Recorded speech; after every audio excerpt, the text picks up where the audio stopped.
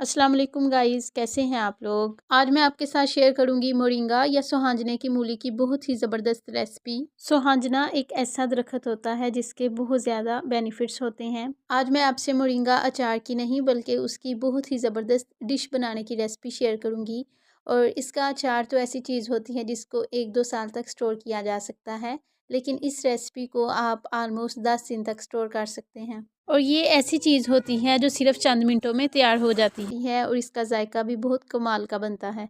तो चलें फिर इसको स्टार्ट करते हैं। सबसे पहले हमें चाहिए सोहांजने की मूली, और सर्दियों में ये इजीली मार्केट से मिल जाती है। मूली को पील ऑफ करने से पहले अच्छी तरह से वॉश कर लेंगे और उसके बाद उसकी बारीक पीसीज में कटिंग कर लेंगे। कटिंग के बाद इसको वॉश नहीं करना, उससे पहले ही कर लेंगे। इसकी कटिंग बारीक पीसेस में करनी है ताकि इसको बाद में पकाने में आसानी हो जाए। अगर आप इसका साइज़ मोटा रखेंगे, एक तो पकाने में भी इसको ज़्यादा टाइम लगेगा और दूसरा इसका जायका भी इतना अच्छा नहीं आएगा। उसके बाद इसमें ऐड करेंगे 1 टीस्पून नमक और हाफ़ टी स्पून हल्दी का। सोहांजने की मूली कड़वी होती है और उसकी कड़वाहट ख़त्म करने के लिए और उसको बहुत ही ज़बरदस्त फ्लेवर देने के लिए इसको नमक और हल्दी लगा रहे हैं। इसके अलावा इसको कुछ भी नहीं लगाएंगे। नमक और हल्दी को बहुत अच्छी तरह मिक्स करने के बाद इसको तकरीबन 10 या 15 मिनट का स्टे देंगे।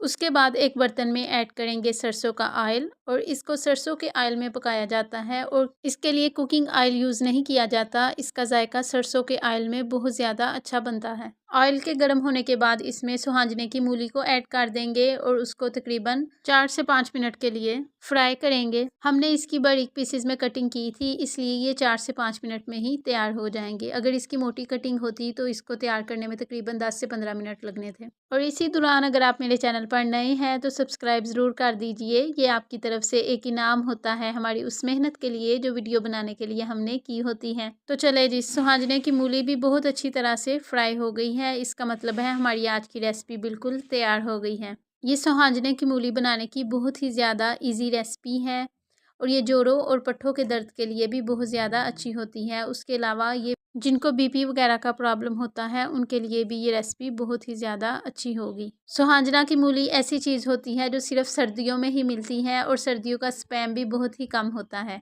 तो इसलिए आपने मेरी वीडियो देखते सारी ही इसको ख़रीद लेना है और ये रेसिपी ज़रूर ट्राई करनी है। मुझे कमेंट बॉक्स में ज़रूर बताइएगा आपको आज की मेरी रेसिपी कैसी लगी, या जब आपने ये रेसिपी ट्राई की तो आपकी कैसी बनी और आपको कैसा फीडबैक मिला। मुझे आपके कमेंट का वेट रहेगा। अगर आपको मेरी वीडियो अच्छी लगे तो इसे लाइक और शेयर ज़रूर कीजिएगा। अल्लाह हाफिज़।